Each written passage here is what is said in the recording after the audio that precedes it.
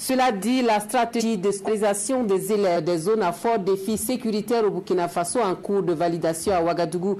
Cette stratégie se présente comme une solution pour la reprise totale des cours sur toute l'étendue du territoire national après la fermeture des écoles dans certaines localités du pays du fait des attaques et des nations. La reprise des classes dans ces zones est une préoccupation pour le Premier ministre qui préside les travaux de l'atelier de validation qui a ouvert ses portes ce matin en présence de Mbakouda et Adama Koulibaly. La recrudescence des attaques terroristes depuis 2016 a malheureusement entraîné la fermeture d'écoles dans certaines zones au Burkina Faso. Une situation qui porte atteinte à l'un des droits fondamentaux des élèves, à savoir l'éducation. Et pour y remédier, l'État a élaboré des zones à fort défi sécuritaire qui doit être validée au cours de cette rencontre. La présente stratégie soumise à validation a été élaborée de manière inclusive, avec la participation effective de l'ensemble des parties prenantes.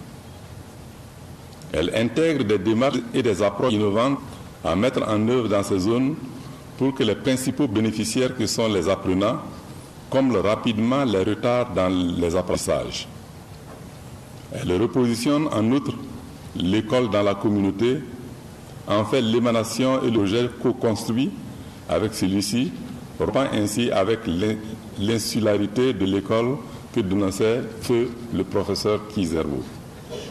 Enfin, en même temps, une révolution qui pourrait à terme changer profondément le système éducatif burkinabé. Pour la mise en œuvre de cette stratégie, les partenaires techniques financiers de l'éducation et de la formation appuient l'État burkinabé. Avec le constat chaque jour du nombre croissant des écoles fermées et des milliers de droits fondamentaux à l'éducation, l'insécurité s'inscrit incontestablement aujourd'hui au nombre des défis auxquels fait face le système éducatif au Burkina Faso. Face à cette situation qui nous préoccupe tous, nous devons trouver ensemble les meilleures stratégies à mettre en œuvre pour relever le défi. C'est donc avec un réel plaisir, un intérêt sincère, que les partenaires techniques et financiers sont présents à cet atelier de validation aujourd'hui.